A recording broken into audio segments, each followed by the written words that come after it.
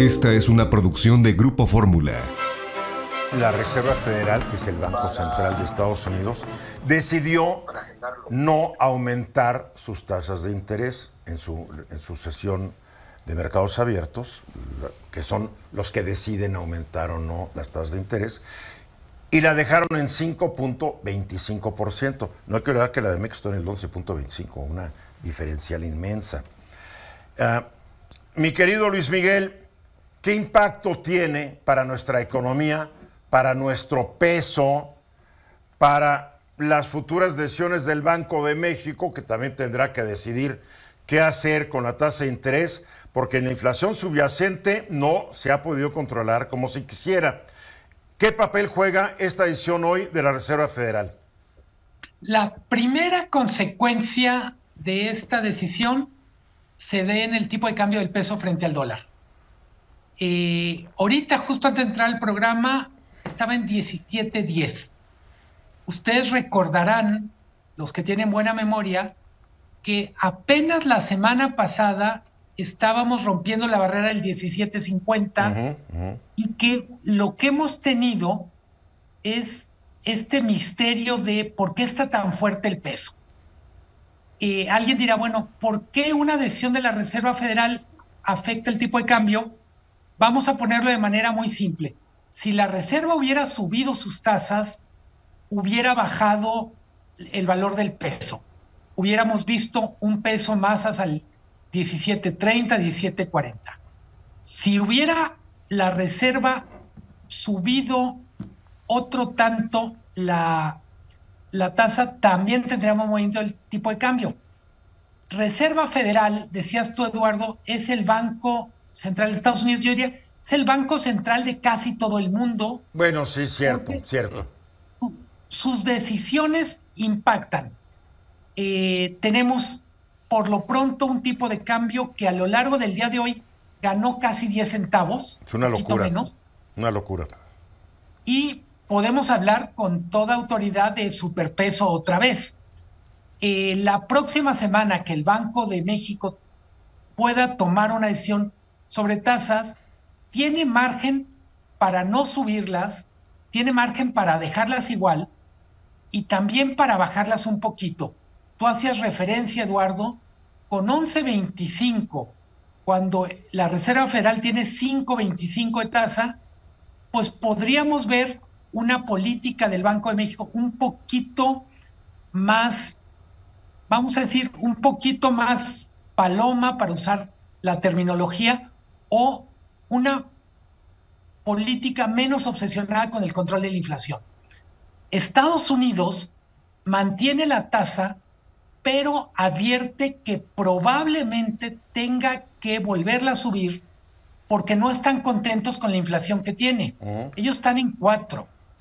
México, como bien dices tú, está en 5.84, pero la subyacente, que incluye todos los bienes y servicios no volátiles, está todavía arriba de 7%. Muy alto. Muy, muy, muy alto. Y como siempre, cuando hablamos de inflación, hay esta diferencia de opinión entre amas de casa y economistas. Claro. Lo que hay que decir es que en este caso las amas de casa tienen razón. Siempre han tenido razón, siempre. Las cosas están caras y una precisión. Cuando decimos baja la inflación, no queremos decir que bajen los precios, sino que los precios suben menos rápido. Correcto. ¿Qué viene en los próximos meses? Muy probablemente el Banco de México cada vez más empiece a tomar decisiones no tan apegadas a lo que hace la Reserva Federal. Aunque al presidente le dé mucho gusto tener el tipo de cambio a 17, para algunos sectores es un problema de competitividad para quien exporta y para quien recibe remesas. Es lo primero que uno piensa, el turismo. Yo diría, ¿cuál es la mejor tasa de cambio? La más estable. No es bueno que esté bajando tanto, del mismo modo que tampoco es bueno que suba muy rápido. Sí, porque esto le pega mucho al mercado de exportaciones mexicanas, ¿no? vuelve menos atractivo a México simplemente porque solo hacer memoria, el tipo de cambio en lo que va del año prácticamente ha ganado 2 pesos. Y si nos comparamos con noviembre del año pasado, con octubre del año pasado, estamos hablando de 3 pesos más fuerte el peso. Y 7 pesos, y 7 pesos ha ganado si lo comparamos como cuando empezó la pandemia, ahí por mediados de la pandemia, que llegó un día a 24. Sí, a los que les gusta ir al gimnasio y esas cosas, pues hay que recordar que hay portachones con esteroides. Y quizá ha llegado el momento de preguntarnos si el superpeso está tan fortachón porque tiene algo de esteroides.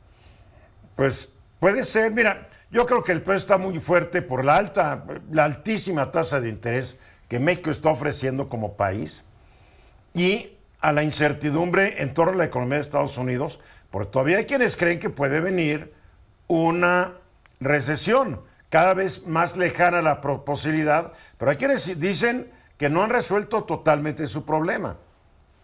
Totalmente. Y también hay que decirlo, para hablar bien de México, que una de las razones por las que el peso está fuerte entre las monedas emergentes es porque tenemos básicamente un barrio que está muy, muy maltratado. Estoy pensando Argentina, estoy pensando Perú, Colombia, pero también Turquía. Entonces, por comparación, pues nos vemos inmaculados. Somos el paraíso. Marco. Sí, si bien es cierto que todas estas medidas sirvieron para controlar un preocupante crecimiento de la inflación, creo que también un poco con lo que se ha ganado, ha llegado el momento en pensar en otros temas. En el caso de México, por ejemplo, hay sectores que están siendo muy afectados y que inclusive algunos podrían entrar en crisis. Por ejemplo, el sector de los productores agrícolas del noroeste del país están en problemas muy serios por la baja sensible que ha tenido en sus ingresos por el tema de la cotización del dólar. O sea, pues estás hablando de los que exportan productos.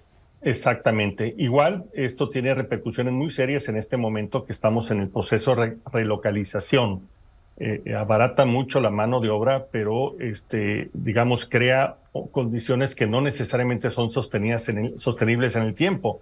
Creo que llegó el momento de ser mucho más afinados en esta estrategia del valor del dólar para ayudar a que México tenga oportunidad de crecer y que algunos sectores no se ahoguen. A ver, ¿haciendo qué? Ya que no te gusta esta situación, ¿qué debe hacer el gobierno? ¿Qué debe hacer el Banco Central? Yo creo que entre otras cosas, lo que bien plantea Luis Miguel es que tal vez llegó el momento de, si no bajar, al menos seguir conservando la tasa de interés que se tiene actualmente. Creo que ir más a un movimiento hacia arriba podría provocar mayores problemas.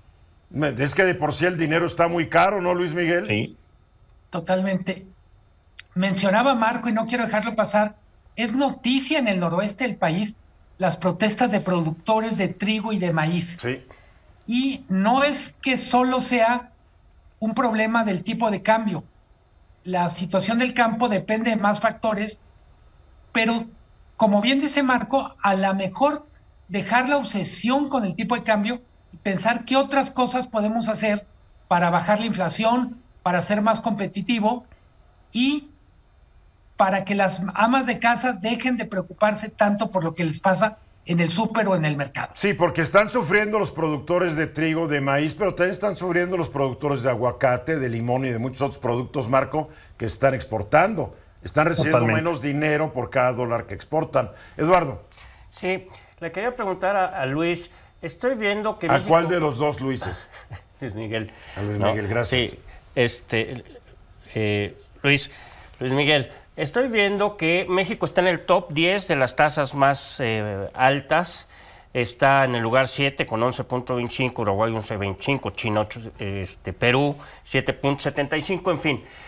Luis Miguel, ¿qué tanto le afecta a las finanzas de México? Sé que es por una cuestión inflacionaria el haber aumentado las tasas. Entiendo que es la obligación del Banco Central, sus principales obligaciones, pero ¿qué tanto sostener estos tipos de tasas que si bien atraen capitales, van a afectar a las finanzas al final de cuentas. ¿Cuánto podemos sostener este tipo de Esas tasas fueron altas, para pelear contra la inflación, Lo tocayo. sé, pero también... Y no se ha ganado la guerra. Le pregunto a Luis Miguel qué tanto puede afectar a las finanzas este tipo de tasas. A ver, brevemente, un minuto. Hay un número que no hay que perder de vista. El servicio de la deuda del gobierno federal es más de 40% superior este año del que era el año pasado.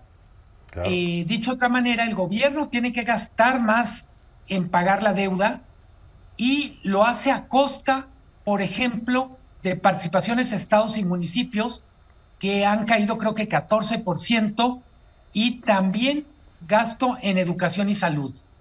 Buena parte de lo que se gasta en intereses a nivel gobierno o a nivel familia es dinero que se podría gastar en comida, diversiones o en literalmente en cualquier otra cosa que no sea pagarle al banco. Tenemos que ir a mensajes. Gracias, Luis Miguel. Regresamos. Esta fue una producción de Grupo Fórmula. Encuentra más contenido como este en radioformula.mx.